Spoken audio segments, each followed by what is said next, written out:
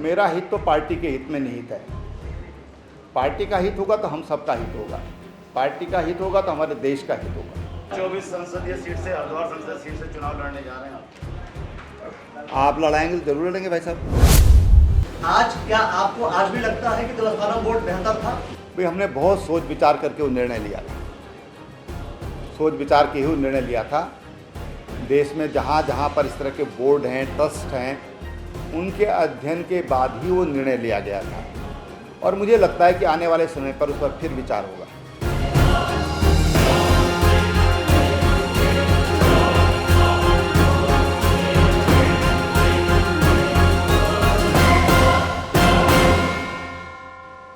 मैं कल रात ही प्रवास से लौटा हूँ, 6 दिन के प्रवास के बाद, और लगातार हम मोदी अगेन एंड अगेन, पिछली बार मोदी अगेन का नारा दिया था, इस बार मोदी अगेन एंड अगेन, इस आह्वान के साथ हम जनता से संपर्क साध रहे हैं और माननीय प्रधानमंत्री जी ने इन 9 वर्षों में जो कुछ देश के लिए किया उनको जनता तक पहुंचाने का काम कर रहे हैं। हम चाहते हैं कि विकास के नाम पर और विकास को लेकर के हम जनता के बीच में जा रहे हैं, कोई भावनात्मक मुद्दों को लेकर नहीं जा रहे हैं, कोई क्षेत्रवाद जातिवाद के नाम पर नहीं जा रहे हैं।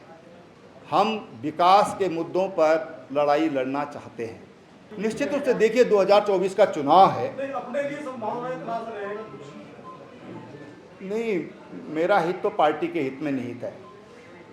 पार्टी का हित होगा तो हम सबका हित होगा, पार्टी का हित होगा तो हमारे देश का हित होगा।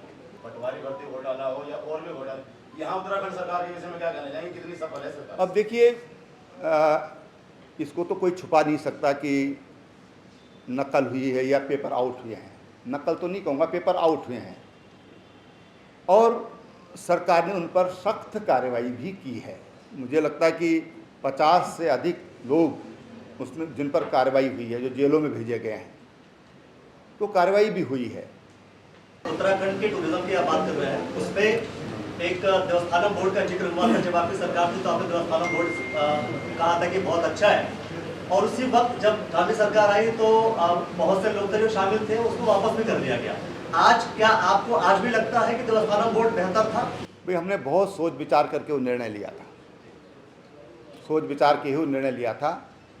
देश में जहाँ जहाँ पर इस तरह के बोर्ड हैं, ट्रस्ट हैं, उनके अध्ययन के बाद ही वो निर्णय लिया गया था और मुझे लगता है कि आने वाले समय पर उस पर फिर विचार होगा।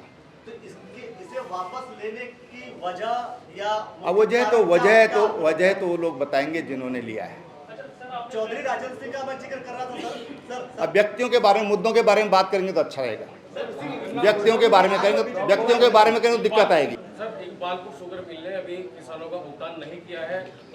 हरीश रावत जी भी वहाँ धरने पर बैठे हैं कल को, आज उमेश कुमार जी वहाँ धरने पर बैठेंगे, उसको लेकर क्या कहेंगे सर? अभी भाजपा सरकार कहती है कि नहीं, देखिए किसानों का, देखो प्राइवेट शुगर मिल है और आपको इतना ध्यान होगा कि ये शुगर मिल बंद थी और मैं उस समय मुख्यमंत्री था प्रदेश का। यहाँ के किसान मेरे पास आए थे और मुझे बताया गया कि 22,500 किसान इकबालपुर शुगर मिल से जुड़े हुए हैं और इसके कारण किसानों का गन्ना भी नहीं पेराई के लिए जा पा रहा है, दिक्कत हो रही है। हरियाणा से भी कुछ किसान यहाँ पर अपना गन्ना लेकर आते थे और हमने ही सरकार की गारंटी पर लोन उस शुगर मिल को दिया और फिर किसानों का भुगतान शुरू हुआ। अब इस समय क्या कारण है इसके, निश्चित रूप से उस पर ध्यान दिया जाएगा और मुझे विश्वास है कि सरकार ध्यान भी दे रही होगी। आप ये मुद्दा मेरे संज्ञान में लाए। मैं भी रास्ते में एक जगह स्वागत कर रहे तो वहाँ पर मैंने वो बैनर देखा रास्ते में एक फ्लाईओवर के नीचे, तो वो मेरे संज्ञान में आया है। मैं उसके बारे में सरकार से बात करूँगा और कुछ ऐसा तरीका ज़रूर निकलेगा कि जो हमारे किसान हैं उनका भुगतान हो, उसके लिए हम प्रयास करेंगे। किसान, मैं समझता हूँ कि मैं कभी कभी मजाक में कहता हूँ कि 2 लोगों को देवता कहा जाता है, एक किसान देवता, ग्राम देवता और एक जाट देवता।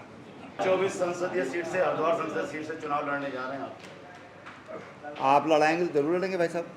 टिकट की व्यवस्था कर दो। बहुत दिनों बाद आपका प्रेस कॉन्फ्रेंस हुई और मैं ये देख रहा हूँ कि बहुत से चेहरे ऐसे हैं जो कुछ समय से अभी जब आप एंट्री कर रहे हैं वो सारे चेहरे एक साथ हो गए, तो ऐसा ही हमारा बहुत अच्छी बात है। देखिए, मेरा हमेशा ये प्रयास रहता है कि पार्टी के सब लोगों को साथ लेकर चला जाए।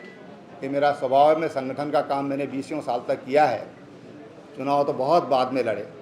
आधा समय लाइफ का जो है वो संगठन के कार्यों को दिया है। लगभग 22 वर्ष पूरी तरह संगठन का काम किया है। तो मेरी कोशिश रहती है, उसमें कई बार कोई लोग नाराज़ होते हैं कि भाई इसको क्यों ले आए, उसके क्यों ले आए, लेकिन फिर भी मेरी कोशिश रहती है कि सब लोगों को साथ लिया जाए। तो हरिद्वार से अगर सांसद का टिकट आपको होता है तो आप लड़ेंगे? अभी समय लगेगा अभी ये सब होने में। होने में और लड़ने की इच्छा मतलब बहुत समय है। पार्टी का संगठन अपना काम कर रहा है बेहतरी से, तो 1 महीने का समय भी बहुत होता है। कई बार तो टिकट उसी समय दिया जाता है जब वो नॉमिनेशन फार्म लेके, जब जिस दिन आखिरी दिन होता है। जी, ये पार्टी को निर्णय करना है। पार्टी जो निर्णय करेगी उसको सिरोधार्य करेंगे। पार्टी ने कहा कि संभालो तो संभाल लिया, पार्टी ने कहा तुम्हारे बस का नहीं तो किनारे हो गए। और बोलो। पूर्व मुख्यमंत्री त्रिवेंद्र सिंह रावत ने आज हरिद्वार में प्रेस कॉन्फ्रेंस की है। प्रेस कॉन्फ्रेंस की वजह उन्होंने जो बताई है वो आप लोगों ने सुना, लेकिन आपसे जानना चाहता हूं कि आखिर ये प्रेस कॉन्फ्रेंस का उद्देश्य क्या है?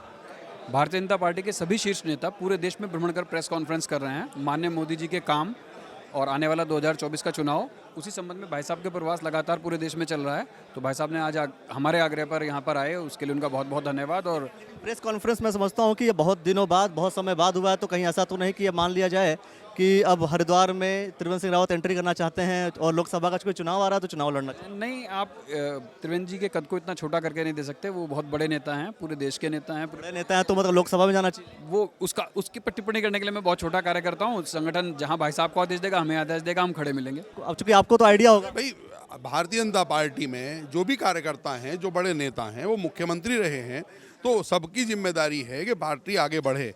तो पार्टी की नीतियों को जन जन तक पहुंचाना, अगर वो कहीं जा रहे हैं, रास्ते में प्रेस कर रहे हैं, तो इसमें मुझे लगता नहीं कोई प्रश्न पूछने वाली बात है। ये एक सामान्य बात है। क्योंकि ये कई बार ऐसा होता है ना कि भाई प्रेस कॉन्फ्रेंस तब भी किया जाता है कि जब जैसे मान लीजिए पॉलिटिक्स, अरे मतलब अब चुनाव लड़ना हो और ऐसी व्यवस्थाएं डेवलप कर। नहीं, कैसे कैसे किया था, वो तो बहुत सारे प्रकार हैं। लेकिन जब सरकार चुनाव की ओर जा रही है तो उसकी नीतियों को जगह जगह पहुंचाना, ये हर नेता की, हर कार्यकर्ता की जिम्मेदारी है। हम भी कहीं जाते हैं तो हम भी प्रेस करते हैं। तो ये मान सकते हैं कि त्रिवेंद्र सिंह रावत अब हरिद्वार से लोकसभा का चुनाव लड़ सकते हैं, लड़ना चाहते हैं? ये तो पार्टी का केंद्रीय नेतृत्व तय करता है। यहाँ किसी को अधिकार नहीं है तय करने का। लेकिन अगर केंद्रीय नेतृत्व किसी को भी अवसर देगा, वो लड़ेगा, जिसको भी देगा।